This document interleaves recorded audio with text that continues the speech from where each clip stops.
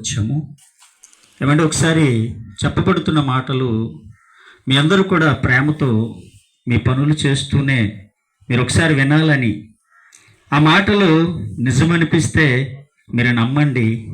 ఒకవేళ మీకు అబద్ధం అనిపిస్తే నమ్మవలసిన అవసరము లేదని ముందుగా మీకు తెలియజేస్తున్నాను. ఎందుకంటే ప్రియమైన దేవుని బిడ్డలారా, ఒకసారి ఆలోచన చేద్దాం.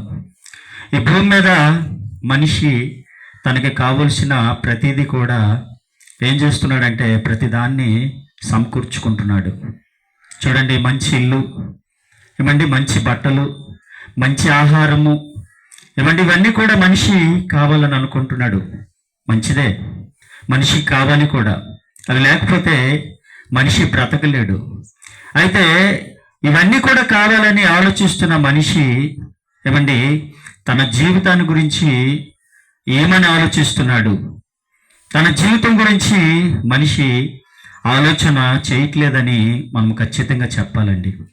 ఎందుకంటే వీటన్నిటినీ సమకూర్చుకుంటున్నాడు, కానీ తన జీవితము ఎప్పుడు ముగిసిపోతుందో, తన జీవితం ఎప్పుడు ముగిసిపోతుందో, నా జీవితము ముగిసిపోయిన తర్వాత మరి నేను ఏమవుతాను, నా జీవితానికి అర్థం ఉందా లేదా అనేది ప్రతి మనిషి తెలుసుకోవాలి.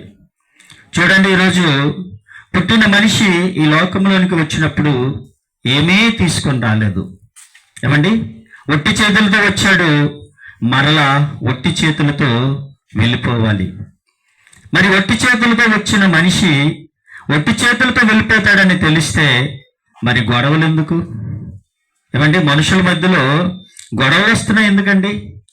నాది నీది అని అనుకుంటున్నాం.